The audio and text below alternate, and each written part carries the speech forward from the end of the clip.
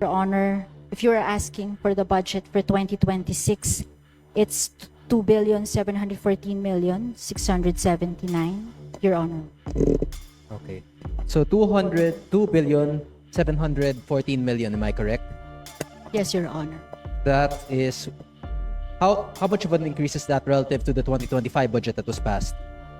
That is 20% less, Your Honor.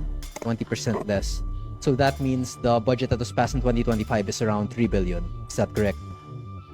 Yes, Your Honor. Okay. So 2.7 billion is a lot of taxpayer money. Could you please explain to the audience what exactly the PCO can you provide a brief explanation to the audience of what are the tasks of the PCO?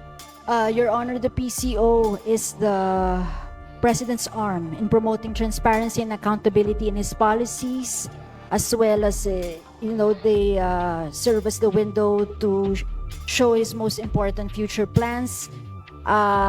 They ensure that all regions in the country have access to commercial media, and they provide the vital information for all the help the public can get for the government's policy. Mm-hmm. So is it purely for domestic or also for international purposes? For both, Your Honor. For both. Okay. And as you previously mentioned in one of the previous interpelators, there is a need for the budget due to ASEAN. What exactly will you be doing there? We are gunning for a seat, a non-permanent seat, because a UN Security Council seat, we could gain substantial influence by participating directly in decision-making in pressing global issues.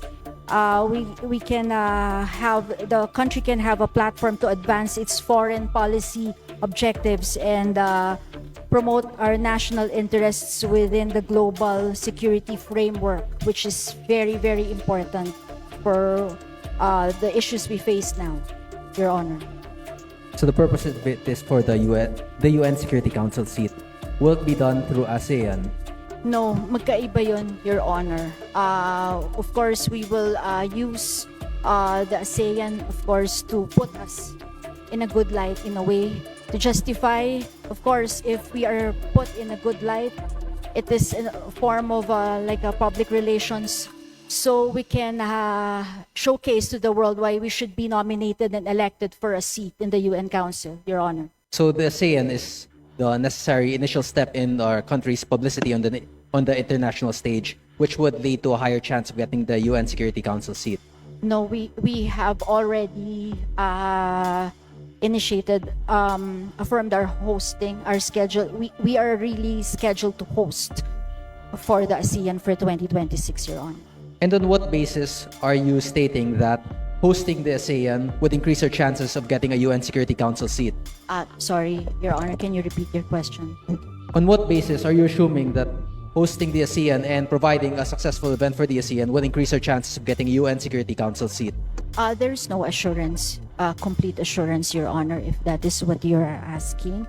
The ASEAN next year is a different one than for our bid for the UN Security Council seat. We are just putting our country in a good light, of course. Hindi naman po maganda na hindi rin po tayo being the host of the ASEAN in May. Hindi rin po maganda na hindi naman po natin ilalagay ang sariling atin in the best possible light po, Your Honor. Okay, but my question still remains, is the budget for the ASEAN or for the purpose of securing a UN Security Council seat? Your Honor, it's mostly ASEAN po. Sa ASEAN po, yung budget po ng PCO, Your Honor. So the potential of securing a Security Council seat is only speculation, so only a bonus if ever we were to succeed. Magkakasama po sila. Of course, again, it's no guarantee. Bid lang po natin yun sa yung UN Security Council non-permanent seat, Your Honor.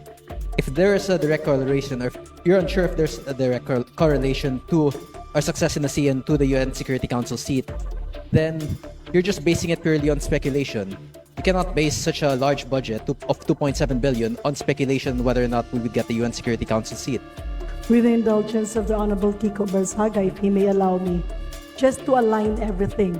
I believe the sponsor mentioned the total budget of the PCO, including its attached agencies and corporations, and that's the more than 2 billion. Can the distinguished sponsor confirm this?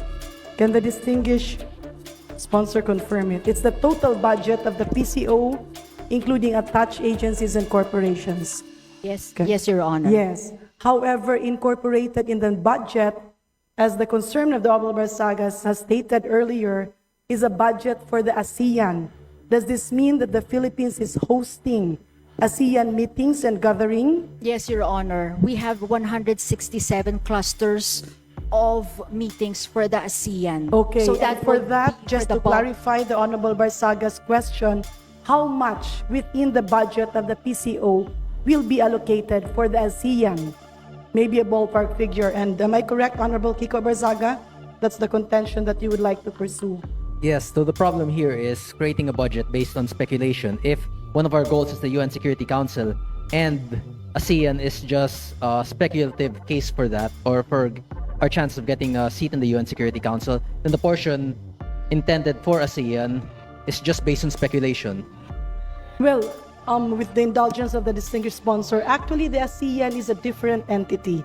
The UN Security Council is a seat that every country aspires, but there's no corresponding budget for that. The ASEAN is a platform where all governments can talk to each other, lobby with each other, and put forward the interests of our country above our neighboring ASEAN countries. Distinguished sponsor, please That is proceed. correct. For clarity, the Deputy Speaker has clarified everything, Your Honor. Okay, so it is completely separate that our purposes for hosting the ASEAN is not directly connected to our desire for a UN Security Council seat. Am I correct? Can you repeat that again, Your Honor? Sorry. Our purposes and our budget allocation for the hosting of ASEAN is not directly connected to our desire for a UN Security Council seat. That is correct, Your Honor. Okay. That is a different occasion, Your Honor. It's a different. Okay. What percentage of the PCO proposed budget would be spent on ASEAN? Around 600 million for the ASEAN, Your Honor. And what role would the PCO fill for the ASEAN? They will be the primary agency to put our country in the best possible light. They will do the digital content. They will do all the communication in radio, print, billboard, all forms of media before, during, and after the ASEAN, Your Honor. And primarily, the large percentage of the expenses there would be through advertising. Am I correct? Not entirely, Your Honor. What percentage would be through allocated to advertising for the ASEAN? With due courtesy to the Honorable Barzaga, maybe the distinguished sponsor can explain that this budget encompasses all the trainings, meetings, the representations, as well as how our country will package, how PCO will package our country and position it Yeah. against our neighboring.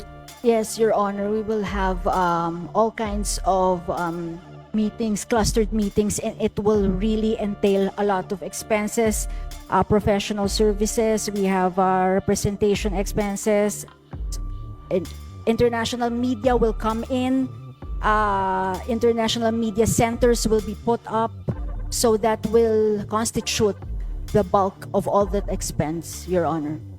So we will also be paying for the expenses of international media arriving here. Your Honor, we will be the hosts, so it's automatic that we will, of course, be as the hosts. We will have to do Just- expenses for that. And how much are we expected to spend on that? As was said, Your Honor, as I mentioned, advertising expense, representation expense, media clusters, a lot of media cluster groups will be conducted. International media will come in. Those kinds of things, Your Honor. Just to clarify, the international media coming in are guests, We don't pay for them, we don't spend for them, but we provide food for them. This is that For the International Media Center, Deputy Speaker, Your Honor. so basically the ASEAN is a platform to put forward all the interests of our country, including collaboration. And we laud the distinguished sponsor. Yes, Your Honor. Yes, Your Honor. The Deputy Speaker has put some clarity in all that, Your Honor. Okay, thank you. That would be all. Thank you, Madam Speaker, and thank you to our distinguished sponsor. Thank you, Your Honor. Thank you very much, Majority Leader.